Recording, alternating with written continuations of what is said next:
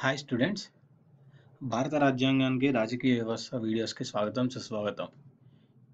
ఈ వీడియోలో మనం భారత రాజ్యాంగానికి సంబంధించిన కొన్ని మల్టిపుల్ చాయిస్ క్వశ్చన్స్ని నేర్చుకుందాం.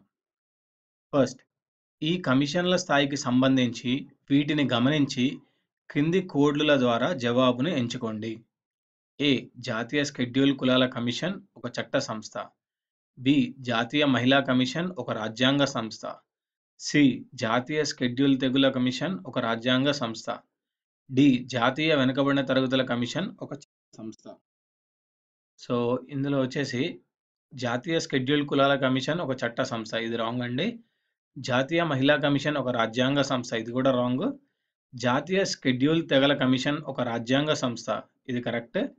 జాతీయ వెనుకబడిన తరగతుల కమిషన్ ఒక చట్ట సంస్థ, ఇది కూడా కరెక్ట్. సో ఆన్సర్ వచ్చేసి సిడి కరెక్ట్, ఏబి రాంగ్. అంటే ఆన్సర్ వచ్చేసి ఫోర్త్ ఆప్షన్.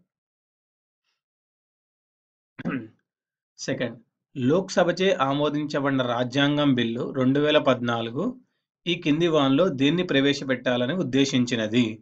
లోక్సభచే ఆమోదించబడిన రాజ్యాంగం 122వ సవరణ బిల్లు 2014 ఈ కింది వాన్లో దేన్ని ప్రవేశపెట్టాలని ఉద్దేశించబడింది? జిఎస్టి, వస్తువుల సేవల పన్ను.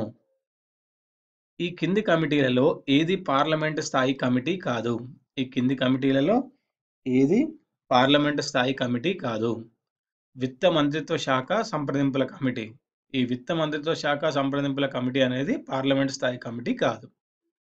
నెక్స్ట్, ఇన్ఫర్మేషన్ టెక్నాలజీ చట్టం 2000లోని ప్రకరణ 66(a)ని Supreme Court Shreya Singhal versus union of India కేసులో ఈ కింది ప్రాథమిక హక్కుకు భంగం వాటిల్లేదుగా ఉందని కొట్టివేసింది. సో ఇన్ఫర్మేషన్ టెక్నాలజీ చట్టం 2000లోని ప్రకరణ 66(a)ను Supreme Court Shreya Singhal versus union of India కేసులో ఈ కింది ప్రాథమిక హక్కును భంగం వాటిల్లేదుగా ఉందని కొట్టివేసింది. వాక్, భావ, ప్రకటన స్వాతంత్ర్యం. సుప్రీంకోర్టు ఇటీవల ఇండియన్ పీనల్ కోడ్ సెక్షన్ 377 రాజ్యాంగబద్ధతను పునర్సమీక్షించేందుకు దాన్ని 5 జడ్జీల రాజ్యాంగ ధర్మాసనానికి పంపడానికి నిర్ణయించింది. ఇది ఏ అంశానికి సంబంధించింది? సుప్రీంకోర్టు ఇటీవల ఇండియన్ పీనల్ కోడ్ సెక్షన్ 377 రాజ్యాంగబద్ధతను పునర్సమీక్షించేందుకు దాన్ని 5 జడ్జీల రాజ్యాంగ ధర్మాసనానికి పంపడానికి నిర్ణయించింది.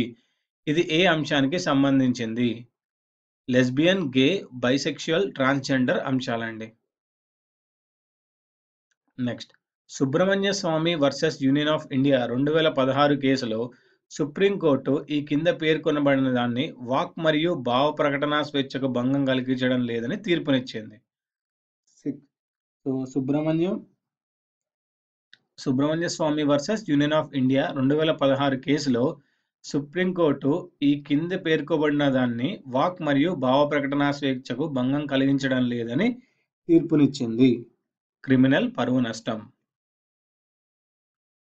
నెక్స్ట్, ప్రస్తుతం ఈ కింద పేర్కొనబడిన అంశం వివక్షపూరితంగా ఉన్నదా లేదో అన్న విషయాన్ని సుప్రీంకోర్టు పరిశీలిస్తుంది. ప్రస్తుతం ఈ కింది పేర్కొనబడిన అంశం, ఏ అంశం? ముస్లిం పర్సనల్ చట్టాలు వివక్షపూరితంగా ఉన్నదో లేదో అన్న విషయాన్ని సుప్రీంకోర్టు పరిశీలిస్తుంది.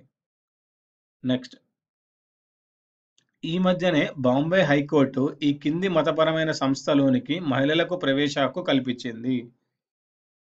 ఈ మధ్యనే బాంబే హైకోర్టు ఈ కింది మతపరమైన సంస్థలోనికి మహిళలకు ప్రవేశ హక్కు కల్పించింది. హజీ అలీ దర్గా. నెక్స్ట్, పార్టీ ఫిరాయింపుల చట్టాన్ని ఈ క్రింది రాజ్యాంగ సవరణల ద్వారా ప్రవేశపెట్టి తర్వాత సవరించారు. పార్టీ ఫిరాయింపుల చట్టాన్ని ఈ క్రింది రాజ్యాంగ సవరణల ద్వారా ప్రవేశపెట్టి తర్వాత సవరించారు. 52వ మరియు 91వ సవరణలు. ఇక్కడ ఆప్షన్ లేదండి, 52 మరియు 91 సవరణలు, ఇది ఆన్సర్. ఇవండి ఈ వీడియోలోని భారత రాజ్యాంగానికి సంబంధించిన మల్టిపుల్ చాయిస్ క్వశ్చన్స్. వచ్చే వీడియోలో మరికొన్ని మల్టిపుల్ చాయిస్ క్వశ్చన్స్తో కలుద్దాం.